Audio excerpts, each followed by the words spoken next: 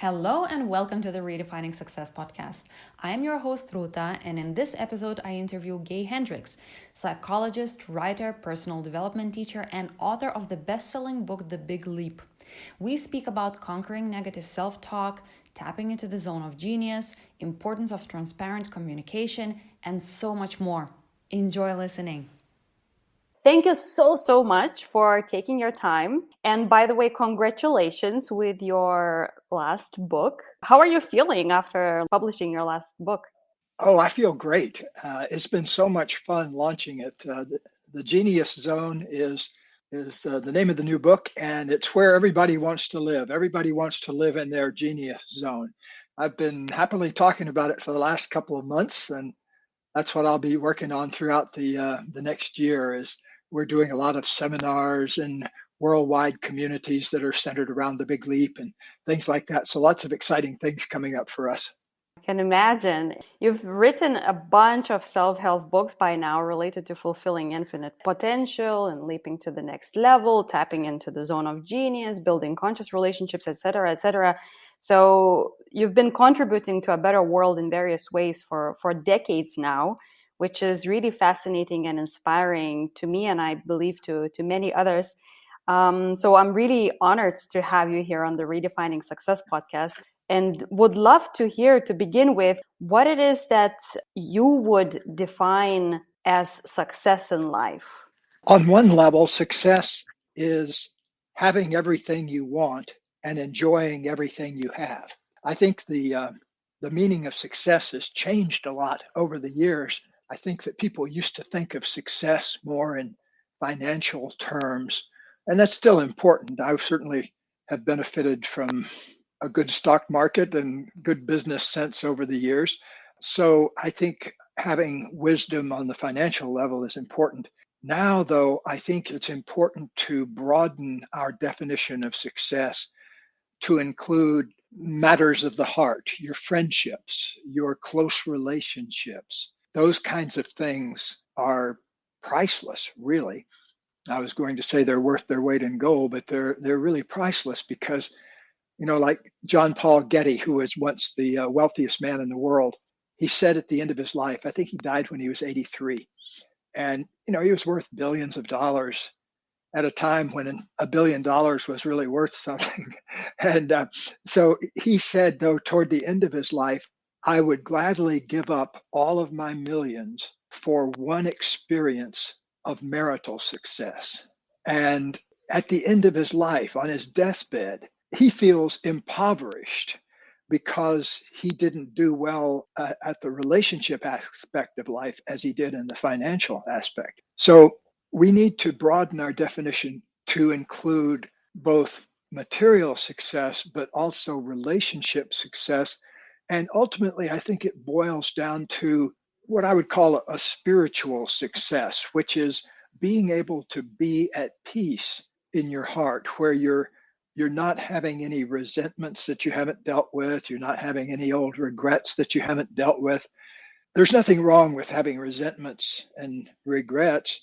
The only thing that gets us in trouble is when we don't share them and we don't open up to them, and people don't realize that they have certain regrets, and so they don't become aware of it until the end of their lives.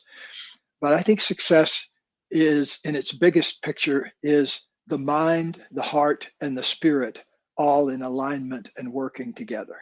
So true, so true. And what you're talking about seems like is living authentic lives, truly authentic lives, to show up openly with an open heart, sharing what's on our mind, not being afraid to be judged, but to really communicate everything that's going on internally. And yet it's not an easy task to really truly open up and to welcome other people into our internal world. How do you see that? Like this barrier, this fear of opening up to other people? Well, that's a very good question. And I think it's a question we all need to ask ourselves. Here's something interesting. If you go back a few thousand years, the Greeks had a word for something, and they called it a disease, and they called it alexithymia. Alexithymia. And what alexithymia is being out of touch with your feelings, basically. Alexithymia means not being able to name your feelings, not being able to say, I'm scared, or I'm angry, or I feel sad right now. That's alexithymia, not being able to share those simple things about your emotions. So the Greeks, a couple thousand years ago, realized that not being authentic makes us sick in various ways. In other words, keeping us hidden inside. I think that transparency is one of the greatest values that we need to cultivate in our time. The ability to be absolutely open hearted about whatever you're feeling. I think that's essential for a conscious life. There are other things that I think are important too in this area. I always tell my students that the biggest journey, the longest journey they'll ever make is 12 inches from their head down to their heart. Because I come from an academic background. I used to be a university professor for 20 years before I went out and kind of created my own university. And so I've hung around very intelligent people all my life. And yet, people who are often very intelligent in their minds are often so out of touch with their hearts that they create unhappiness for themselves. You wouldn't think a person who is so absolutely brilliant in their mind would be able to create incredible amounts of misery, but it's done by being out of alignment between our hearts and our heads. And I learned that the hard way. If you look at me now, I'm 6 feet tall. I would say I'm 183 centimeters. And if you're in England, I'm about 13 stone, 180 pounds. And so I look like an athlete now. But when I was 24 years old, I weighed 300 pounds and I was still 6 feet tall, but I had an extra 120 pounds packed on me. I'd suffered from childhood obesity and I'd been very fat as a child and then was put on different diet pills and things like that. But I didn't actually lose the weight until I figured out what it was really all about, even though the doctors said I had thyroid and pituitary problems and everything like that. Nobody had been able to fix it on the medical level. And so I took on the project for myself and I decided to treat it as a spiritual problem rather than a medical problem. And I had an awakening experience. I had a fall one day where I slipped on the ice and I didn't knock myself out, but I kind of knocked myself out of my normal way of thinking about myself for about 2 minutes.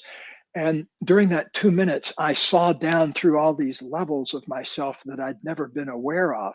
I was alexithymic. I didn't know when I was angry.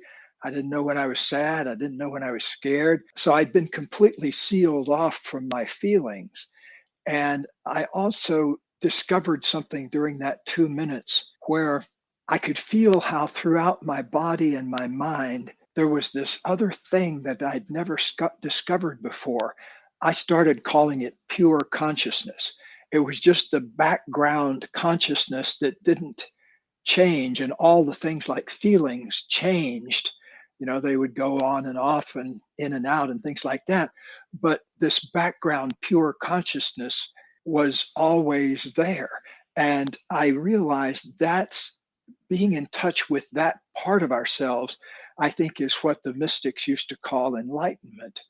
Not being attached to your ego, but feeling that permanent part inside yourself that I call pure consciousness. So that was a huge discovery for me. And I lost 120 pounds with the following simple diet.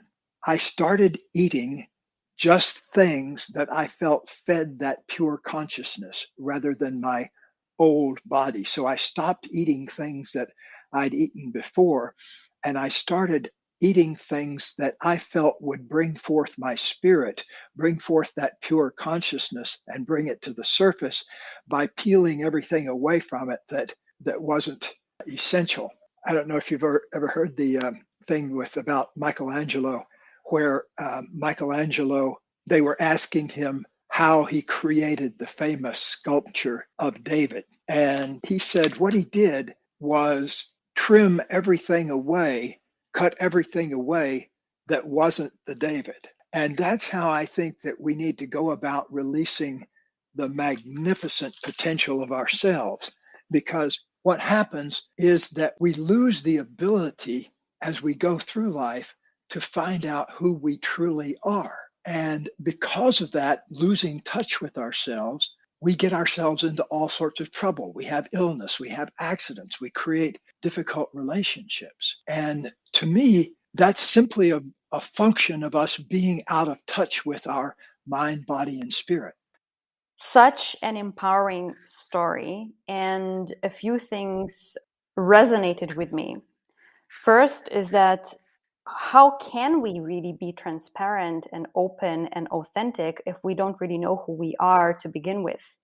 And like you said, so many people are disconnected from their feelings, and therefore they don't even know who they're supposed to show and open up and how, and who am I really? I don't even know how to show up in an authentic way. And that reminded me also of my own experience when my mom passed away when I was 23 and she was 47. And I had a binge eating problem as a coping mechanism to deal with the loss and the grief. I did not want my mom to see me grieving, and therefore I was numbing my feelings and not dealing with the grief at all because I was eating all the time. And as a result, I completely lost that sensation of when am I hungry, when am I not hungry, when am I full. I was constantly thinking about food and what I'm going to eat next. And then one day I realized, oh my God, I literally lost my senses. I lost my feelings. I don't even know what hunger really means. And so, in a sense, it was also like an awakening in the moment to realize that, oh, I need to look inside and what's actually happening in my psyche, in my subconscious mind. What am I running away from? So as you were sharing your story, what came up for me was that we are always called to look inside and understand ourselves better, and therefore become more transparent, not only with the external world, but with ourselves first. That's really an important point. And, it's exactly my experience too, that I didn't know even how to recognize when I was hungry because I was eating to stuff my feelings. So not only did I have to learn how to feel hunger and to let myself actually experience genuine hunger, I had to let myself learn how to recognize my genuine feelings. And that was a tricky business. It took me probably a year or so. Well, it took me a little over a year to lose the weight, to lose 100 and some pounds, but it took me many more years to learn how to express my emotions in a straightforward way. Instead of eating away my emotions or exercising them away, just to simply be in touch with them and realize, oh, I'm angry about something, or, oh, I feel hurt by that, or, oh, I'm scared. I don't know what to do. Those kind of simple emotions I had stuffed underneath a whole bunch of cookies and ice cream and cake and things like that. I just never let myself feel them. But the interesting thing is, once you open up and let yourself start experiencing those feelings and sensations directly, then you have an access point to that place I'm calling pure consciousness. Because as you open up and let yourself feel more of your genuine feelings, you realize also that there are much deeper places in ourselves that are deeper than our transitory emotions. And that place is what I call pure consciousness. It's kind of like the background of everything that doesn't have any. It's like the room you're in, but without all the pictures on the wall and things like that. It's just the basic being of ourselves. Totally makes sense. And the way I see it also, I immediately have this vision in my mind. It's like sky, and all the emotions and everything else, all the turbulences are the clouds, the weather, whatever is happening within the sky. And so when you fly above the weather, above the clouds, you are in that pure consciousness in the sky. And you basically start being an observer with a slight distance between you and those emotions and those thoughts.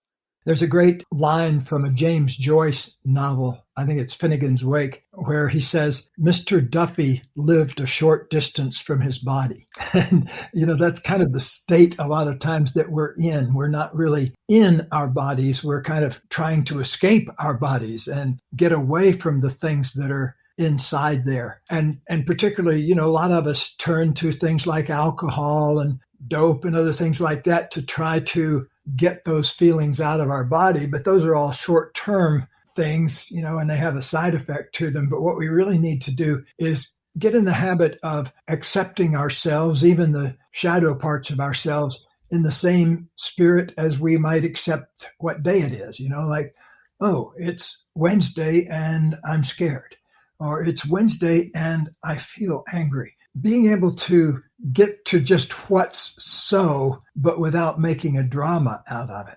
Absolutely. And now let's go back to your work and your latest creation, the book called The Genius Zone. I noticed that you received a review from Deepak Chopra, who said that this book is the inner intelligence of the body is the ultimate and supreme genius. Gay shows how to connect with this inner intelligence and discover the secrets to healing, love, intention, and insight. What is the one thing you would like listeners to know about your book and that inner intelligence that you're writing about?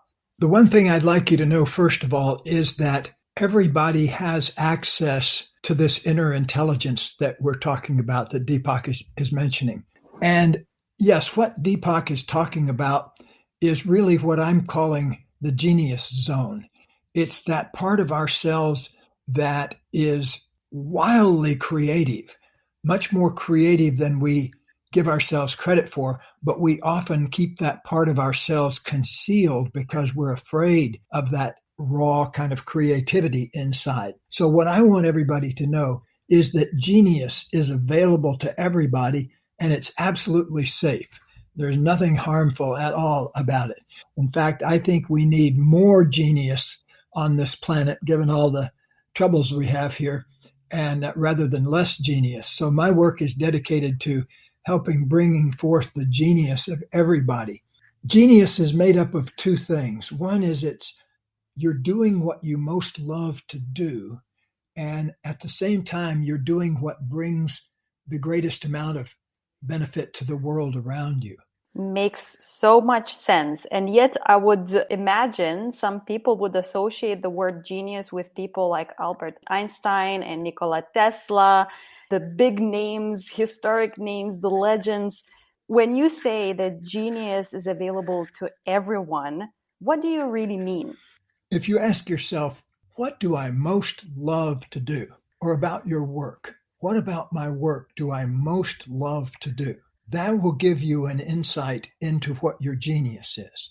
Because your genius is something that you could do all day long and you don't get tired of it. Your genius is something that you don't have to do a lot of to create a big result. Einstein is a great example of that. He always said, use the simplest possible explanation. He was always going for what is simpler. And in the same way, a lot of times transparency, emotional transparency, is a process of making it more and more and more simple. My wife and I, Katie and I, have worked with several thousand married couples and people in close relationships over the years because our earlier books like Conscious Loving, the ones we were first on Oprah with and things like that 30 years ago, were all about relationships. And so we're very interested in helping people have authentic, harmonious relationships. And one of the main things that has to happen in any close relationship is emotional transparency. And oftentimes people stonewall their emotions and don't talk about them with the other person. You know, how many times in a relationship have you seen on TV or in your own relationships, somebody asking their partner, what's going on with you? And the partner says, nothing, I'm fine. You know, that's stonewalling, that's defensiveness. And it goes on more than you might expect. But what I'm getting at is that I've seen relationships transformed with a 10-second simple communication. A gentleman named Robert that we worked with says that changing one word that we suggested changed his marriage. It saved his marriage. And he had been always getting angry at his wife, and then she would get angry back at him, and then they'd fight back and forth. And I told him, instead of talking about anger with your wife all the time and being angry, just for an entire week, stop talking about anger and talk about scare, how afraid you are. Just start every sentence that you're talking to your wife with when you're having an argument. Just say, I'm scared, instead of I'm angry. And it changed their relationship overnight because he realized that almost all of his anger was based in fear. That he was actually, the deeper level of feeling in there was he was scared, but he didn't know how to deal with that. And so he took it out on his wife on the anger level. Once they started communicating at a deeper level about what they were both afraid of, things cleared up. They became partners again. It's a beautiful thing. I've seen it thousands of times, but I never get tired of it. It's always a joy to behold.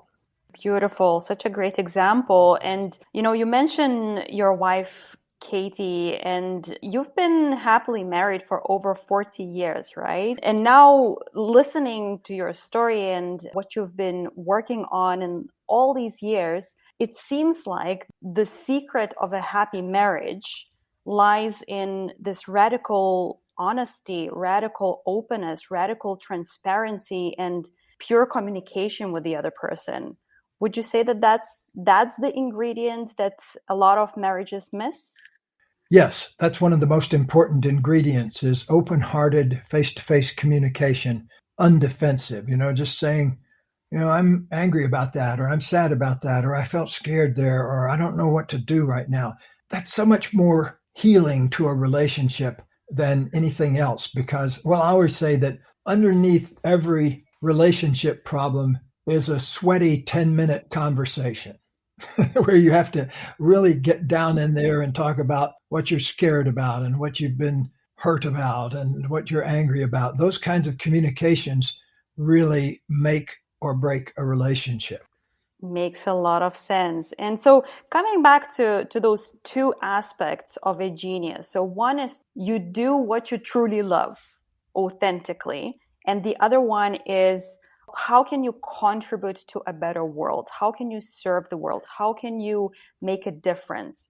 And I can imagine a scenario where some people could say, well, but I have my family to take care of. I don't have time for this. I have a business to run and salaries to pay and all of that. What would you say to these people when it comes to really making a difference or contributing to a better world? Yes, well, the thing is, your contribution doesn't necessarily have to be something out in the world. Your genius contribution, there's no difference between a genius book and a genius soup.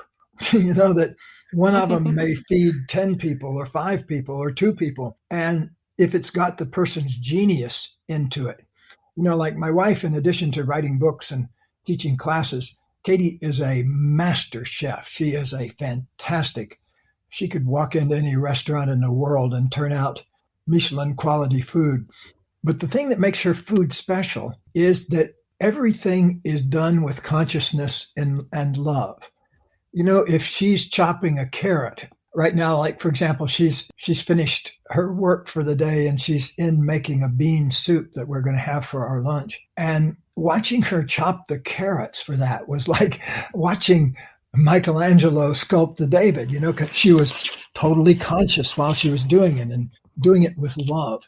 And to me, it's such an important ingredient to be able to have food that's made in a conscious way. And I feel the effects of it every day of my life. So that's why I say that genius is really, when you're doing something you love to do, and it's something also that has the capacity to surprise you. Katie never makes the same soup twice. She's made mushroom soup 50 times during our marriage, probably, which is one of my favorite soups. And every time it tastes slightly different because she's playing with some different aspect of it. And to me, if you can be surprised by life, to be in a learning mode in life where you can be surprised each day by what you do, that's one of the sweetest aspects of genius to me. Mindfulness is such a crucial aspect of a happy, fulfilled, and peaceful life. I can say that from my own experience. When I started doing things with love and care and attention, full attention, it extremely improved the quality of my life. In the book, you also mention ending the negative thinking, that is also the key to unlocking true creativity, as you say, being curious and unlocking that creative side of yourself. So most people struggle with that, right? So a lot of people say, but I'm not creative, I don't know how to do this, there are so many fears and doubts and insecurities, worries coming up, and we have programmed the subconscious mind. We want to turn out with the environment we grew up in, with the family construct, with people we hang out with in childhood and school, and so many different things. So what specifically would you recommend to people so they do something to end that negativity once and for all, so that they clear that sky from the negative thoughts and allow creativity in? That's a great question, too. Well, negative thinking is a huge barrier, but fortunately, it's a barrier that can be dissolved fairly quickly if you understand how to dissolve it.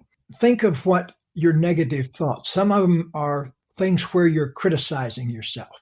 Okay, so that's one type of negative thought. Another type of negative thought is thoughts about something that happened in the past that you still feel bad about. You replay old conversations maybe that were from a past event that didn't go well. Then also, if you notice, some other your negative thoughts are about the future.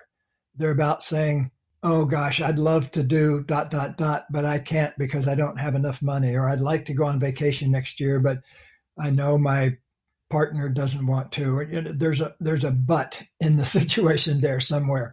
And so if you look at your different types of negative thoughts, you'll see that they all have something in common. And I'm going to tell you what it is. And I beg you to inspect this carefully when you look into your mind and notice what I'm talking about. And that is, anytime you're negative thinking, it's because you're thinking about something you actually have no control over. It's just a grinding of an old undealt with emotion, or it's a thought that has to do with something you're scared about doing in the future.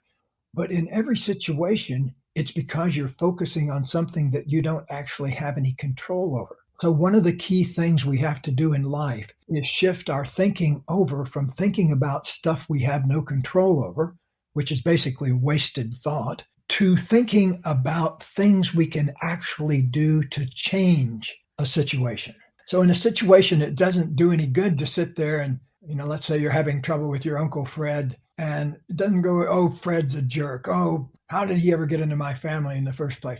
All of those things are about something you can't control. Whereas if you switch over to thinking about, okay, what could I do in this situation that I might actually create something positive? Like, for example, I have a friend who was that I sometimes play golf with, and he was telling me about a situation where he was in conflict with someone, and he was thinking all of these negative thoughts about the other guy. And then he realized that they were all focused on him thinking the other guy didn't like him and was kind of out to get him.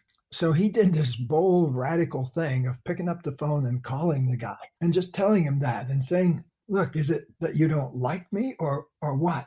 And, after some initial fluster, the guy said, no, I'm actually afraid of you. I'm a bit intimidated by you, which was a whole different conversation then that they could have. But as long as this conversation was only going on in his mind about whether the guy didn't like him or what was going on, whereas it was a 10-second phone call. And it's not always that easy, maybe, and it's sometimes sweaty to do like that. But isn't it better to handle something in a 10-second or a 2-minute phone call than it is to go around stewing about it in your mind all day?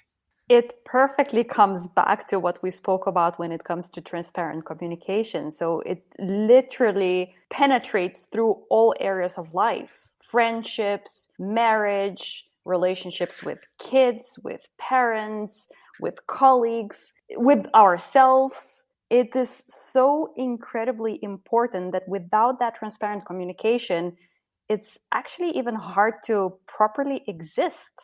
I totally agree. I'm so glad, by the way, I want to give you a compliment, if I may. A lot of the things we're talking about are things that took me a long time to figure out. And I really want to compliment you on figuring out a lot of these things at such a relatively young age. That makes my heart warm. Thank you. Yeah. Well, it's been a roller coaster of a ride, but it's a beautiful life. And the earlier we understand that we have the control, like you were talking also about how to direct the thoughts on things that we can control. And if we can take that responsibility and do things that we can control as early as we possibly can, that's what will make the world a different place. And actually, to be honest, I wish this kind of stuff was taught in schools to little kids. The world literally would be a different place. Yeah, me too. Totally. Yeah, I agree. Just one question about intuition. So, intuition is one of the ingredients to getting into flow and setting oneself up for success, and yet it is still largely misunderstood and underestimated. And you write about intuition in your latest book as well. As people often mistake intuition for shamanic practices and magical coincidences, something that especially gifted people have access to it and so on, what would you say intuition really is and how to identify that? Intuition is being in the right place at the right time. It's a process, in my view, that gives you a direct look at this thing I call pure consciousness that's underneath everything. Because what blocks intuition is really, I think, what we need to focus on. Intuition is natural. You don't have to learn it. You just have to get the other stuff out of the way. And, a lot of the blocks to intuition is needing to be right. For example, that will really block intuition. If you're focused on being right when you're arguing with people and that kind of thing, or in a relationship. Another thing that will block intuition is this negative thinking that we're talking about, obsessing about the past or the future, or obsessing about other people, whether they like you, how they feel about you, all those kinds of things that are outside your power to control. And we waste our energy, build up a lot of stress trying to control those things where we don't have any control over. So the thing you'll find in, especially if you read The Genius Zone, is that the genius zone is directly hooked to intuition. So the more you open up to your genius, the more you uncover your intuition at the same time.